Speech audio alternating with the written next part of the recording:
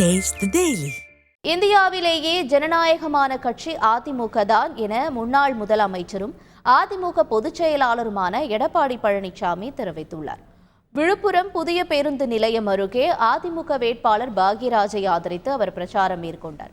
அப்போது பொதுக்கூட்டத்தில் பேசிய அவர் அதிமுக நிர்வாகிகள் மீது பொய் வழக்கு போடப்படுவதாக குற்றஞ்சாட்டினார். மேலும் அதிமுகவிற்கு துரோகம் செய்தவர்கள் வீதிக்கு செல்வார்கள் என்று கூறியவர் அதிமுக ஒரு இரும்பு கோட்டை என்றும் குறிப்பிட்டுள்ளார். ஒரு பக்கம் விலைவாசி உயர்வு என்னை முட்டிக் கொண்டிருக்கின்றன. அது குடும்ப கட்சி, குடும்பத்தை மட்டும்தான் சிந்தித்துக் கொண்டிருக்கின்றார் இன்றைய முதலமைச்சர். நாட்டை பற்றி கவலைப்படாத ஒரு முதலமைச்சர். விடியா திமுக முதலமைச்சர் அண்ணா திமுக நிர்வாகிகள் மீது பொய் வழக்கு போடுவது. இந்தியாவிலேயே ஜனநாயகம் உள்ள ஒரு கட்சி என்றால் அது அனைத்து இந்திய அண்ணா திராவிட முன்னேற்ற கழக கட்சி தான். யாரெல்லாம் துரோகம் செய்கின்றார்களோ அவரெல்லாம் வீதிக்கு சென்று கொண்டே இருப்பார். அது மக்களிடத்திலே காட்சியாக பார்த்துக் கொண்டிருக்கிறார்கள்.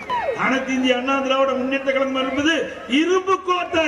பெட்ரோல் உயர்ந்திருக்குது, டீசல் உயர்ந்திருக்குது. இந்த ஆட்சியாளர்கள் மக்களை வஞ்சிக்கின்ற ஆட்சியாக மத்தியிலே இருக்கின்றார்கள், மாநிலத்திலும் இருக்கின்றார்கள். 4 அதிகார மையங்கள் இருக்கின்றன. இந்த தமிழகத்துக்கு 4 முதலமைச்சர் இருக்கின்றார்கள்.